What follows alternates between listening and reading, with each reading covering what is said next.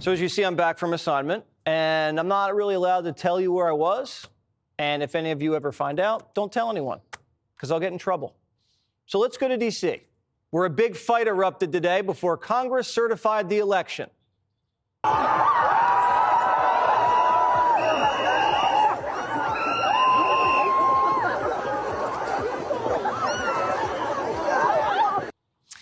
Pretty much the same thing as January 6th, 4 years ago. Just some minor differences. This just moments before Congress certified Trump's victory.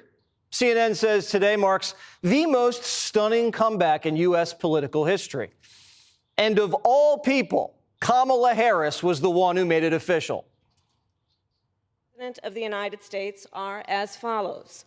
Donald J. Trump of the state of Florida has received 312 votes. Kamala D. Harris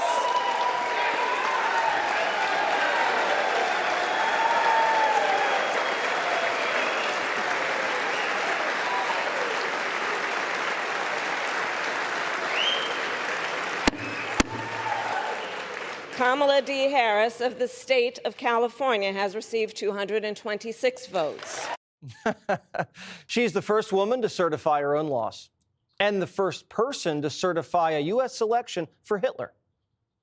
Well, today was obviously a very important day, and it was about what should be the norm and what the American people should be able to take for granted, which is that one of the most important pillars of our democracy is that there will be a peaceful transfer of power. Trump calls today a big moment in history, and it's also the end of an era, the Obama era. A Democratic strategist says you can just smell it in the air, a deep sense of betrayal among Democrat voters, and an underlying realization that the Democratic Party's Politburo sold voters a bill of goods, the gaslighting of the public on Biden's decrepitude, the false idol of the Kamala Harris's campaign of joy, and the repeated cowering to the far left. Even Chuck Schumer says Democrats lost their mind. We did some things wrong, and we have to look in the mirror and see what we did wrong. And then there's some things we didn't do that we should have done. One of the things we have to do is we must focus on the working families of America. We talked about the mechanics of the legislation and the details of the legislation, and we really didn't show the kind of empathy and concern to average, or show enough of it to average working families who didn't realize how much we had done and how much we care for them. Chuck Schumer staged a photo op on Father's Day grilling burgers and dogs to show he's connected to average working families. Schumer got his one daughter a cushy job at Facebook and his other daughter's a lobbyist for Amazon. And neither of them ate the hamburger because Chuck put a slice of cheese on the raw meat. He's still saying Bidenomics delivered for working families, but those stupid rubes don't know how good they have it. We just need a new sales pitch. Here's some advice. Stop trying to show you care about Americans and just care about them. James Carville, still in recovery. It's very depressing. But if you're doing political strategy, if you have an airplane crash, you got to go back and find out what went wrong. There's a simple, basic rule of politics is voters want an election about them. They don't want an election about you or your opponent. And for too much, we lost that. I lost it myself. We made it about Trump, and we didn't make it about voters. And it's never a good idea. And how could I, at 80 years old, been doing this for 50 years, lapse into that level of stupidity? I got to ask myself. But I think we did. And, let's learn from this. It's a disaster. I was off for 2 weeks on assignment, and I didn't think I'd come back to a new year and still have Democrats struggling over what went wrong. Same with Biden. After hiding from the press, he's now snapping at them. The only thing, my being the oldest president, I know more world leaders than any one of you ever met in your whole goddamn life. Dana made a great point on the 5. All these relationships Biden had with world leaders, what good did it do? He couldn't stop Russia from invading, Mexico from invading, or China from spying. And now he's just monkeying around. You know what Jesse Helms talked about? Before he died, he said, I made a big mistake, Joe. I should have never said what I said. And by the way, I didn't get on with him at all. But know what he said? He said, I should have never said what I said about, all those folks just got out of trees not long ago like monkeys. He said, I was wrong about that. I want to take it all back. People can change, but you got to know them. You got to talk to them. Doesn't mean you'll do it, but things can change. Biden just told that story to new members of Congress. The moral of the story is that old white racists can change? Why is he telling that story? We don't know, but he kept going. By the time Strom Thurmond left the United States Senate, he had, I'm not making a case for him, but he had more African Americans on his staff than any United States senator had. More. Strom Thurmond had an illegitimate child with a black woman. Never denied it, never stopped paying for his upbringing. There's a lot of strange people, a lot of different people. I bet I could look at you and I could find some strange things too. No, but I'm really serious. So my racist friend set the record for the amount of blacks he had working for him, and he got a black woman pregnant. And you have skeletons in your closet too. Welcome to Congress. Later, Biden sang happy birthday to some teenage activists and then forgot his name. Guess what? Tomorrow is his birthday. We have a tradition in our household. Got to sing happy birthday. You ready? Happy birthday to you. Happy birthday to you. Happy birthday to you. Happy birthday to you. We've all done it.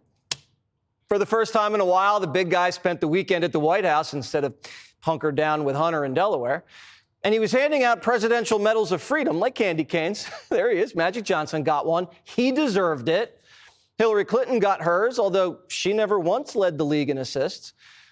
And doesn't she look fantastic? Whatever she's doing is working.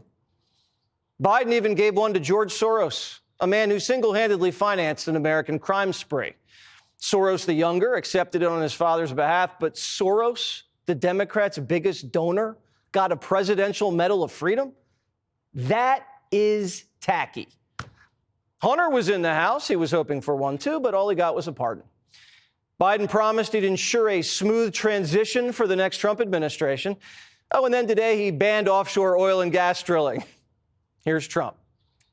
I see it just came over that Biden has banned all oil and gas drilling across 625 million acres of U.S. coastal territory. It's ridiculous. I'll unban it immediately. When I see somebody saying he's going to ban 625 million acres, he doesn't know what that is. He doesn't even know what 625 million acres would look like.